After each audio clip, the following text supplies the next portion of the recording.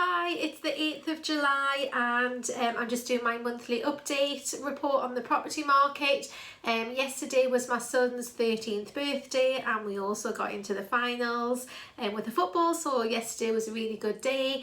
Also, I had a really good month in June. It was my record month so far, and it's also, I've just hit my anniversary as well, so it's been a year from I launched in the very end of June, the 29th of June, and officially sort of really launched from the beginning of July. So a year in and it's going fantastic. I couldn't be any happier with the support that I've had, and you know that I'm enjoying doing my job, selling houses, which is what I enjoy.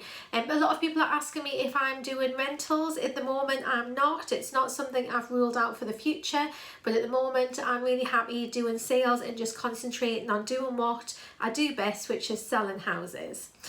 So regarding the property market, prices have increased nationally, but it's difficult to say how much they've increased exactly in this area, but I would estimate it's around, but definitely between 10 and 20% minimum. Everything that I'm selling, I'm usually getting the asking price for, especially if it's just new to the market. So that's really good news as well. I don't like to get into bidding wars, so if we get a couple of offers at the asking price, what I'm then doing is going to best and final offers, which is basically saying, you don't have to increase, you can stick at the price you're at, or you can give me your best offer, but a decision will be made by this cut-off time and the seller will decide which offer to go with.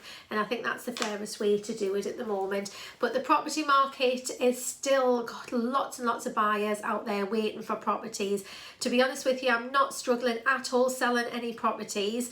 I just really struggling to find properties for sellers at the moment. So if you are thinking about selling, it is a really good time still, because I've got plenty of buyers waiting for properties at the moment.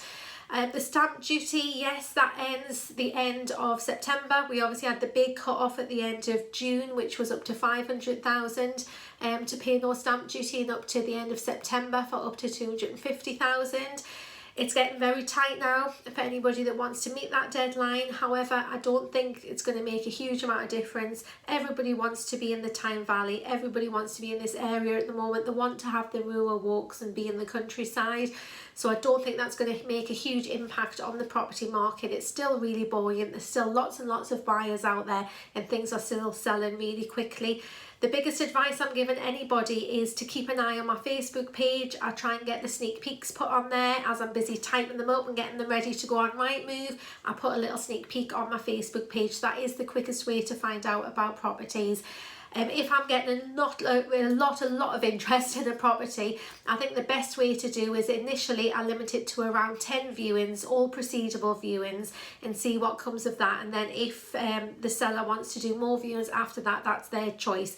But it's difficult because only one person's going to get the property. There's only one buyer. There's only one person that's going to be happy that their offer's been accepted. So I don't want to have a lot of disappointed people, which is why I try and limit it to around 6 to 10 initially for the first block viewings. But again, it all depends on the interest that I have in the properties initially. Any advice on the property market, anything you want to discuss, just let me know and I'm happy to help. Thank you.